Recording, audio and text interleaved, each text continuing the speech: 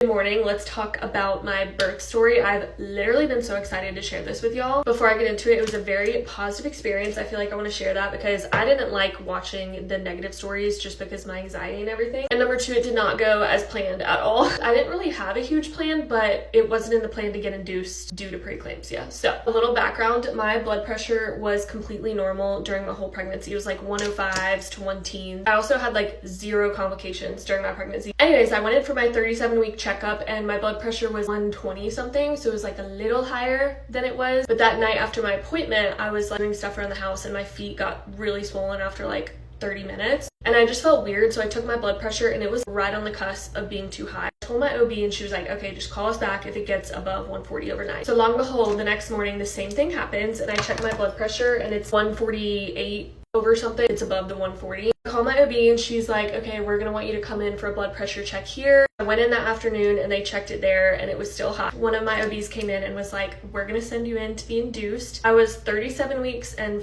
3 or 4 days at this point, and that's when I started crying. My OB probably thought I was crazy. I was like, my house isn't clean, I'm not ready, the nursery isn't ready. I literally was just like, not okay. He basically was like, we're gonna send you to triage, get labs done. If you're preeclamptic, we'll have you induced. So I called Bristow, he was at work. They wanted to send me in to be induced. I was literally bawling.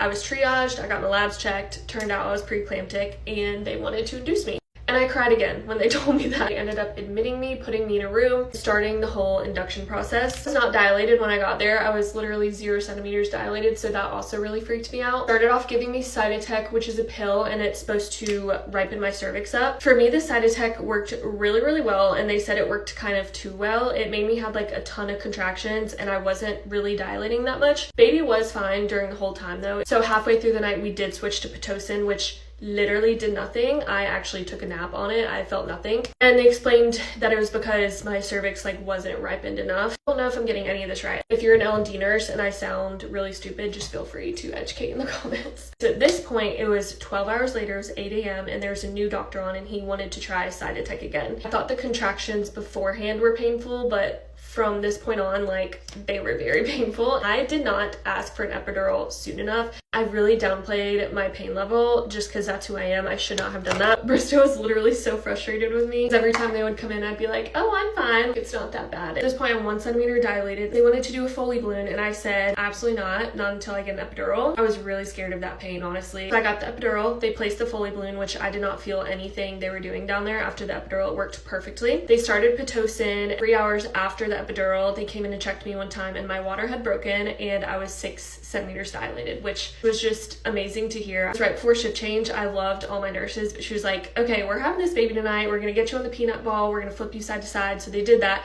Then 2 hours later, I was 10 centimeters dilated. Baby wasn't fully at station yet, so they had me like sit up and kind of chill for another hour to let him kind of make his way down. And then the nurses came in and they're like, all right, we're going to teach you how to push with contractions. Usually for first time moms, it takes like 1 to 3 hours. We kind of practiced pushing and then it was time to start. After the first push, the nurse was like, do you want to feel his head? And I was like, what? And he called everyone in. Everyone rushed in. She was like, yeah, this is not going to take you 1 to 3 hours. So I felt his head and then everyone, like the OB and everyone came in. And 6 pushes later, probably like 5 minutes, baby was out. It was seriously, y'all, like makes me want to cry. The best birthing experience ever. If you're anxious about being induced or if you're anxious about birth, I hope this eases your anxiety. And then we did an hour of skin to skin. It was the most magical experience ever. I seriously did not expect it to feel so, I don't even know how to describe it, like literally magic. Seriously was in tears saying how unprepared I was, but everything went perfectly. So I literally feel like I just talked for a million hours. So thank you for listening. I love you guys.